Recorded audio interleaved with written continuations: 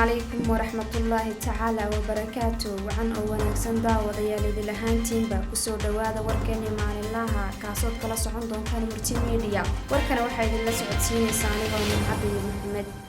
qodobada ugu doorka roon warkeena maantana waxa kamid ah ugu yaraan 9 qof oo shacab ah ayaa lagu dilay Koonso xukuumadda dawladda deegaanka Soomaalida oo 78 gaari ku wareejisay ciidanka xoogga gaarka ah ee liyu booliska ee deegaanka hay'adda FAO oo tababar u sameysay qaar kamid ah dhaqaatiirta xoolaha ee Itoobiya shirkadda Ethio Telecom oo maalgashi dhanka maaliyadda ah sameyn doonta imikii haatan ku soo dhawaada daawadayaal qodobadan iyo qodobo kale oo faahfaahsan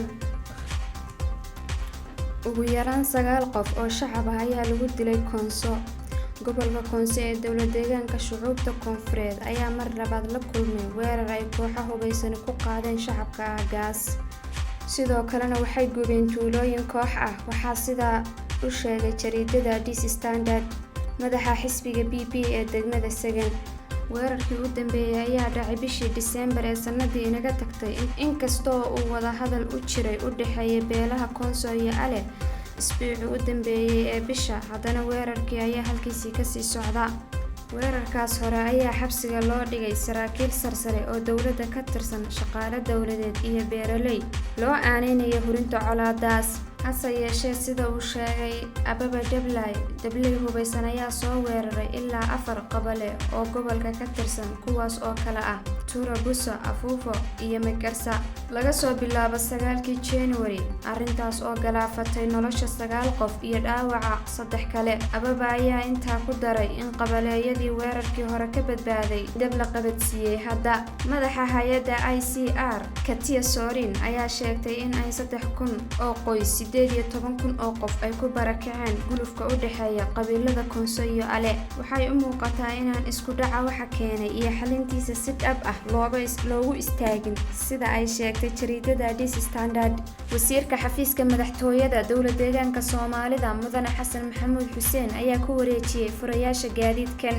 taliyaha ciidanka xoogga gaarka ah ee dawladda deegaanka Soomaalida General Maxamed Axmed Maxamuud gaadiidkan oo gaaraya 78 baabuur ayaa sida lagu baahiyay bogga TV-ga dawladda ee SRTV qaybta ka ah 150 gaari oo wajiga koobaad noqon doona laguna qarameyn doona ciidanka gaarka ah waxaa sidoo kale jiri doona 150 gaari oo kale oo noqon doona wajiga labaad taas oo ka dhigi doonta tirada guud ee gaadiidkan 300 oo gaari oo guud ahaantoodba lagu qarameyn doona ciidanka gaarka ah baahi badan oo ay gaadiidkan u qabeen ka dabooli doonta gaadiidkan ayaa loo qabtay miisaaniyada wadarteedu gaaraysa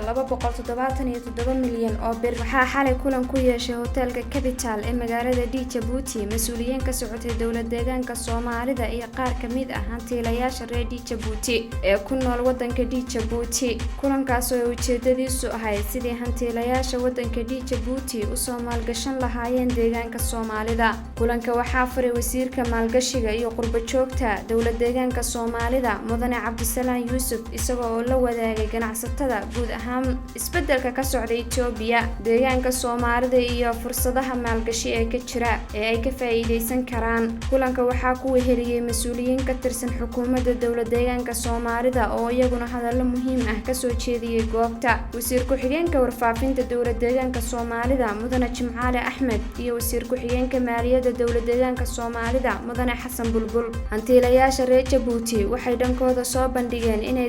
daneynayaan inay maalgashadaan deegaanka Soomaalida magaalada Diridhawa iyo guud ahaan dalka Itoobiya dhinacyo kala duwan gabagabadii kulanka waxaa la isla qaatay in kulanka ballaaran ee ka dhici doona magaalada Jigjiga 25 ilaa 26 January 2021 ee lagu soo bandhigi doono fursadaha maalgashi ee ka jira dawladda deegaanka Soomaalida inay ka soo qayb galaan hantiilayaasha reer Djibouti kulankaas oo aad muhiim u ah laguna soo bandhigi doono fursadaha maalgashi ee guud ahaan ka jira deegaanka Soomaalida hay'adda FAO oo tababar u sameysay qaar kamid ah dhaqaatiirta xoolaha ee Itoobiya hay'adda FAO qaybteeda Itoobiya oo kharash ka helaysa hay'adda USAID oo loo akhriyay USAID laanteeda Itoobiya